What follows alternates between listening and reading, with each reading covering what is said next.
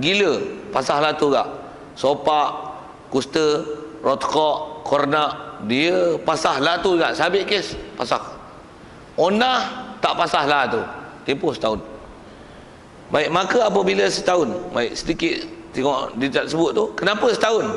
Setahun tu kerana itu adalah tempoh yang munasabah untuk melihat bahawasanya memang suami ini memang dia sabit undah sebenarnya. Pasal orang lelaki ni keupayaan dia meniduri isteri dia tak sama dalam setahun. Kadang-kadang tak kuat terus. Tak kuat ni bahasa Perkelang Hulu, sorry sikit. Dia tak larat terus. Ada ketika gila pula, galak nak mampu. Sehari 4 kali, bini pula tak tahan. Minta maaf tuan, saya guna bahasa itu. Jadi ada musim-musim dia. Musim kahwin tu, musim kawan tak larat. Katalah negeri ada 4 musim lah, musim sejuk. Senyum je lah kat bini dia. Oh tu, kawan tu jenuh panggil, tak bangun. Musim panas pula, dah bini pula tak larat. Sehari minta sampai 5 kali ulang. Saat mandi, lepas mandi minta pula, lepas mandi minta pula. Bini pula kata dia, abang carilah bini lain. I tak kuat lah, mampu hai, kata dia. Macam mana pun nak sebut tiang diberi tempoh setahun tu. Pasal ada perbezaan musim, dia akan menyebabkan perbezaannya kemampuan suami bersama isteri dia. Lepas tahun 4 musim tu, kalau banyak ada 4 musim lah, kalau macam kita tak ada 4 musim pun, dia tetap ada peredaran masa tu yang antaranya dia akan menyebabkan berlaku pengaruh perbezaan kemampuan fizikal ni. Satu bagi tempoh setahun. Maka apabila sempurna setahun dan tiada wati, suami ni akan isteri diangkatkan akan dia, maksudnya report akan dia oleh isteri kepada qadi. Maka jika kata suami, baik, bila dah lepas setahun, suami, isteri kata saya nak pasah pasal suami saya unah. Suami kata macam ni, telah aku wati. Suami kata aku pakai lah dia, mengada-ngada pula nak pasah-pasah pula. Aku pakai banyak kali lah, sampai dia pun tak larat. Dia kata aku mati pucuk sampai hati.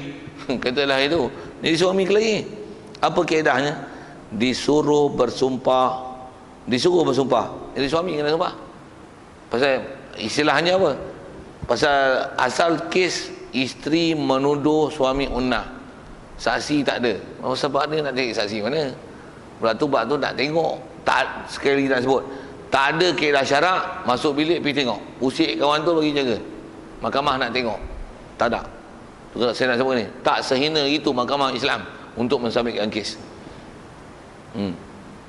Untuk mahkamah kita kaedah apa?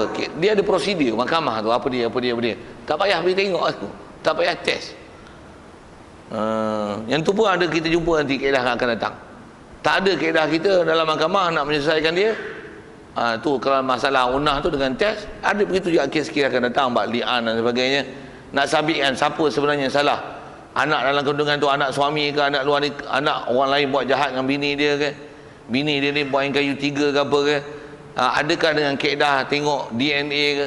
Tak ada dalam syarak. Tak ada. Tak sehina itu mahkamah Islam untuk menyelesaikan kes. Nak sambung panjang tu, next chain. Macam mana pun nak sebut. Jadi asal kesnya isteri dakwa suami. Hari tu mula-mula dakwa, ni selepas tahun masih dakwa suami mati pucuk. Jadi kaedahnya suami lah kena sumpah. Betulkah awak telah mendiduri isteri awak? Dia kata wallahi billahi tallahi, bahawasanya saya telah bersama dengan isteri saya. Dia mengaku buang kes lah. Dia tipu tak tipu, itu prosedur mahkamah. Prosedur mahkamah, dakwa tak ada saksi, orang yang dituduh suruh sumpah. Baik.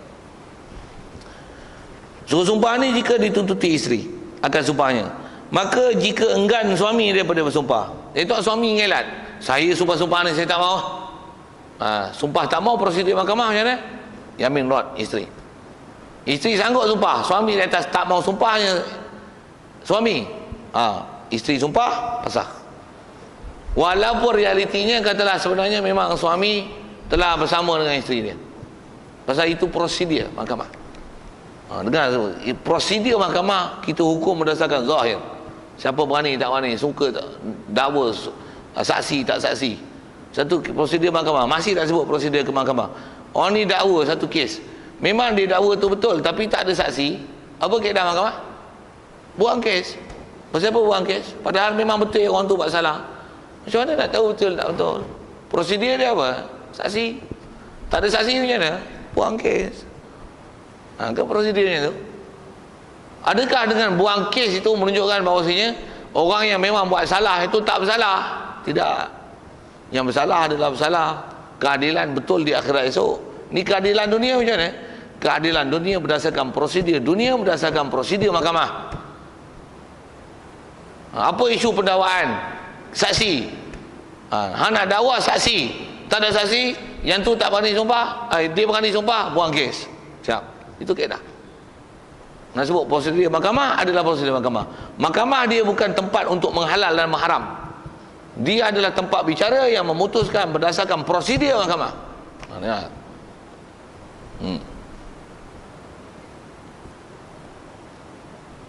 Saya saja tepuk meja sikit tu pasal nak sebut itu prosedur. Kalau mahkamah jangan kata mahkamah Islam kan, mahkamah dunia macam tu. Mahkamah dunia bila dibuat keputusan itu adalah prosedur keadilan dunia. Dunia tengok dunia punya hak lah.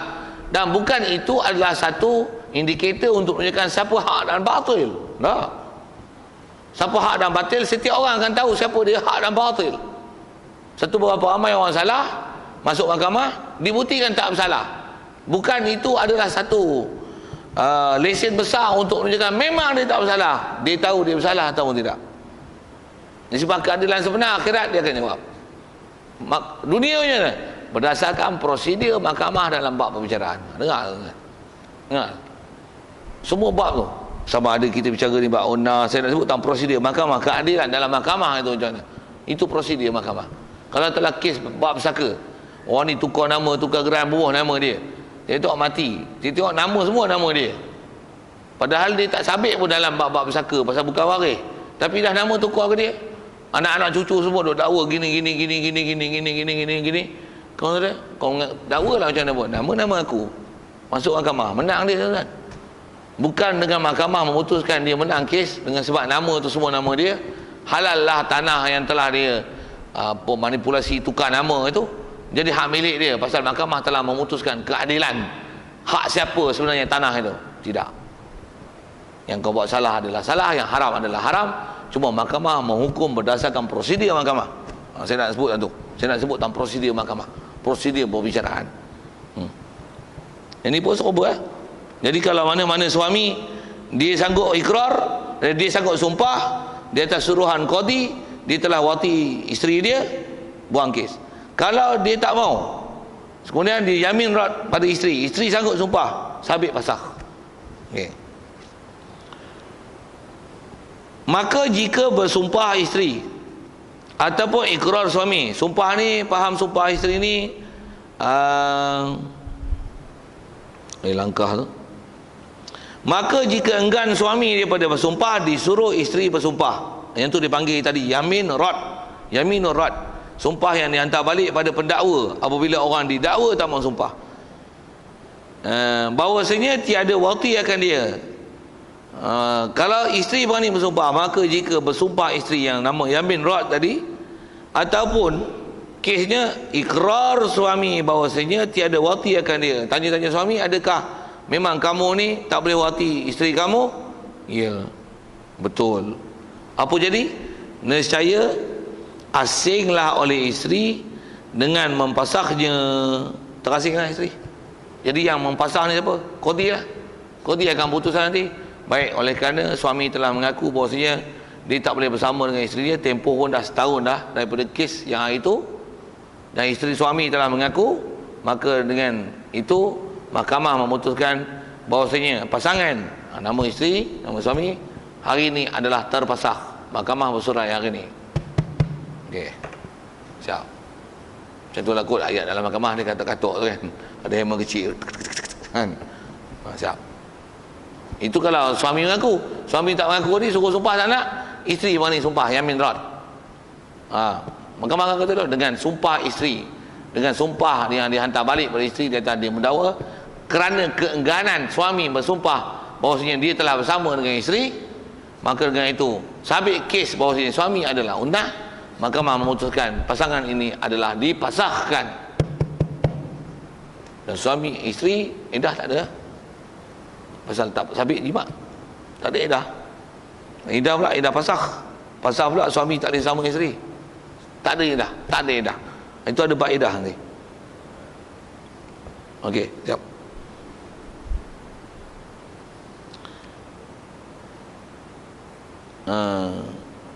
Jadi akan jadi terpasah, cuma ada tetapi sikit tu, tapi akan terpasah ni kemudian daripada berkata qadhi telah sabitlah unnahnya ataupun hak pasakh.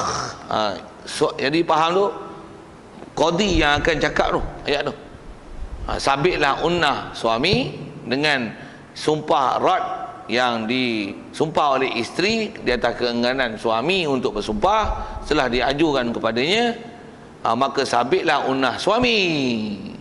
Kalau dia tak sebut pasal pun pasal siap, pasal sabit ya pasal. Dan kata qil berhajat kepada izin qadhi bagi isteri pada pasahnya. Berhajat izin qadhi bagi isteri. Ada qil, tapi qil ni pendapat dhaif. Dia kata qadhi kena minta izin kepada isteri untuk pasah. Bila isteri dah sumpah, qadhi kena kata macam ni, baiklah cik puan gini, awak sekarang telah bersumpah, dengan sumpah awak maka sabitlah unnah suami mengikut prosedur mahkamah. Jadi kami nak meminta izin daripada pihak puan untuk mempasahkan antara puan dengan pasangan puan. Kalau ikut pendapat qaul dhaif, dia suruh minta izin dulu. Kalau ikut kaedah ada izin ke? Kawan gedik-gedik setahun dah menunggu. Tak payah minta izin dah. Sabit je, pasah lah. Dan jika mengasing isteri akan dirinya daripada suami, kalau katalah isteri ini diasingkan diri daripada suami, dia lari, ataupun sakit isteri, ataupun dihabaskan dia dalam masa setahun itu, contoh isteri ini kena penjara, isteri ini kena asing, isteri larikan diri, dan nescaya tiada dihisapkan masanya dan dimulakan setahun yang lain pula. Ni ikut jadi kes-kes gitulah. Isteri nak buat ngelat, nak pasakh, untuk macam mana? Lari. Lepas tahun panggil kes, datang mahkamah. Dia bilang, aku masih anak dara. Saya kata, memanglah anak dara tak tidur dengan aku. Kau tidur lama tak dara. Kacau cakap macam ni. Sorry. Macam mana tu? Jadi kes macam tu bila sabit macam mana? Pendakwaan akan kelahi lah, gini betul ke ini apa, lepas tak lepas, bukti evidence tak evidence, kamu duduk di mana, apa. Memang dia tahu isteri memang tak duduk dengan suami, dia lari. Betul macam mana? Tangguh setahun lagi. Kes ni kita tangguh setahun lagi daripada suami untuk boleh bersama. Isteri ni gedik-gedik macam mana pun tak boleh. Nak minta dengan cerai pasah tu tak boleh, tak sabit kes. Hang tak suka berdosa satu hari dah. Tak serah diri kat suami. Siap.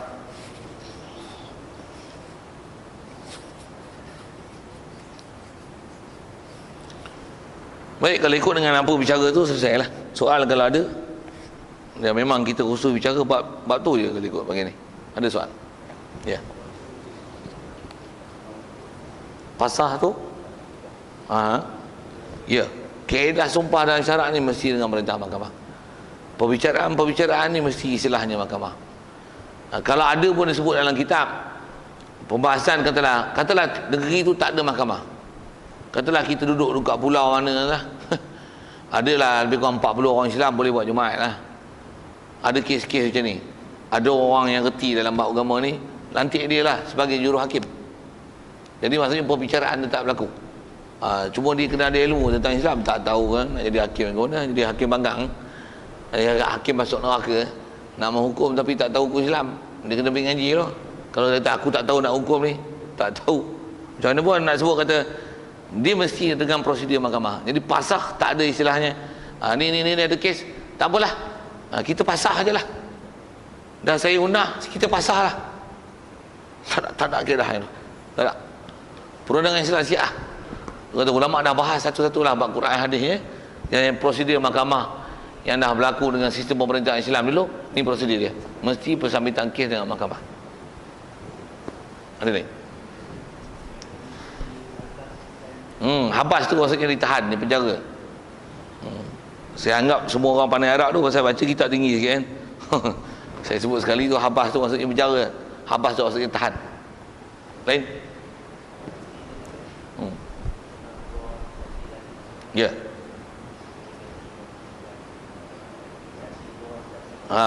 Dia kaedah yang saksi boleh ganti dengan 2 orang perempuan, asal saksi 2 lelaki. Yang boleh 1 lelaki 2 orang perempuan, yang 1 orang lelaki lagi tak cukup tu diganti dengan 2 orang perempuan tu, kes bab harta sahaja, perkara yang berkaitan bab harta. Hal tu saja yang boleh, istilahnya asal 2 saksi lelaki atau 1 lelaki dan 2 perempuan. Hak tu saja yang boleh ada gantian macam tu. Tu pun 1 lelaki 2 perempuan. Dia tak boleh, tak ada lelaki 4 perempuan, tak boleh. Ataupun 40 perempuan, tak. Bab 4 perempuan ni ada bab-bab khas. Dia 4 orang perempuan, 4 orang perempuan boleh. Bab menyusu, bab beranak, bab datang haid, nifas berhenti bila, bab edah. Tu ada bab orang perempuan yang memang orang perempuannya. Walaupun itu orang lelaki pun boleh tak jadi saksi. Tapi ada kes-kes yang memang sabit orang perempuan saja, yang tu boleh orang perempuan saja tanpa ada saksi lelaki. Jadi kalau perkara yang bersabitkan harta, boleh pilih ada pilihan begitulah disebab saksi tu. Katalah orang ni mengaku, seorang lelaki ada, 2 orang perempuan dengar, sabit kes. Tapi kalau kata seorang lelaki saja tak sabit, 4 orang perempuan tak sabit. Kalau bab kata boleh 1 lelaki 2 orang perempuan, ataupun 2 orang lelaki. Itu memang asal prosedur perbicaraan lah.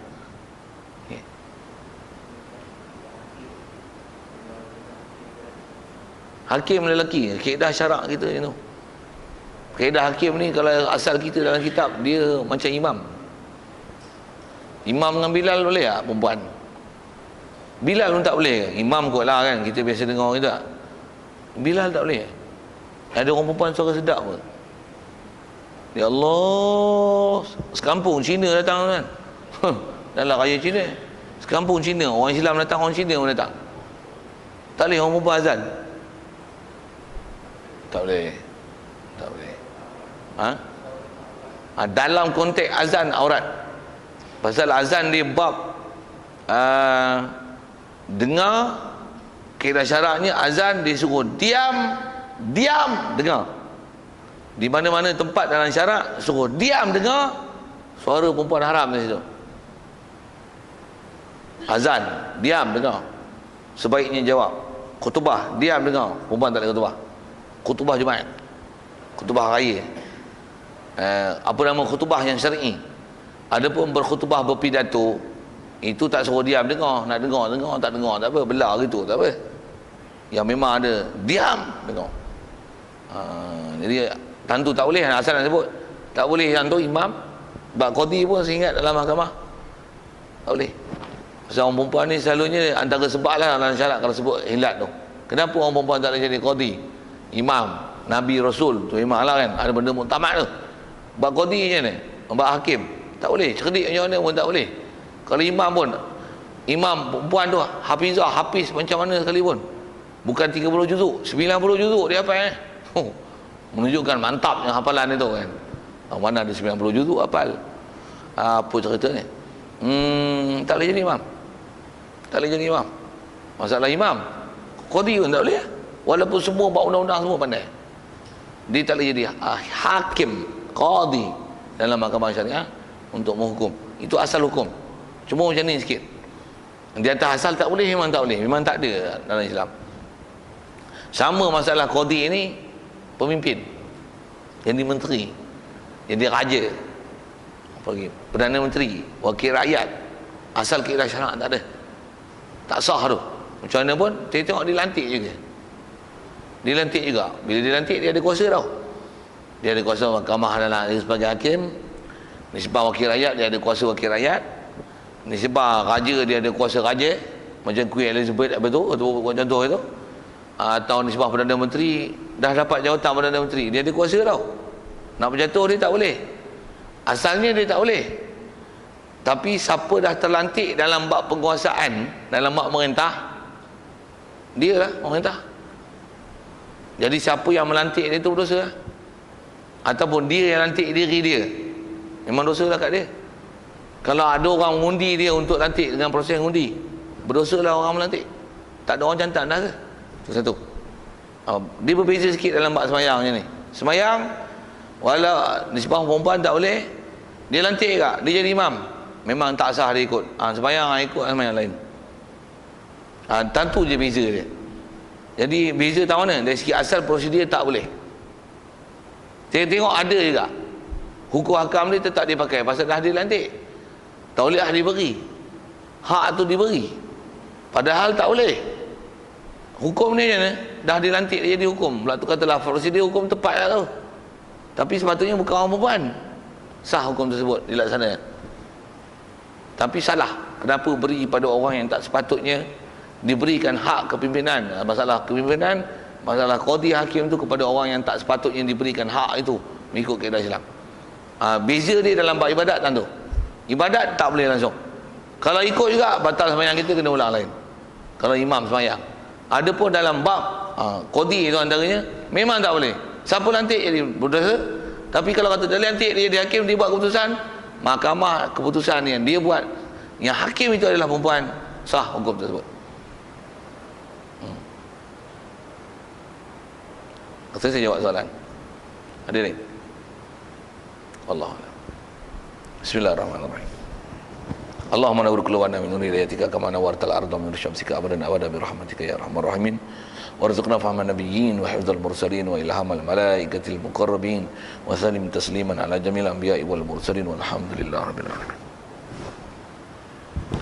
Assalamualaikum warahmatullahi wabarakatuh.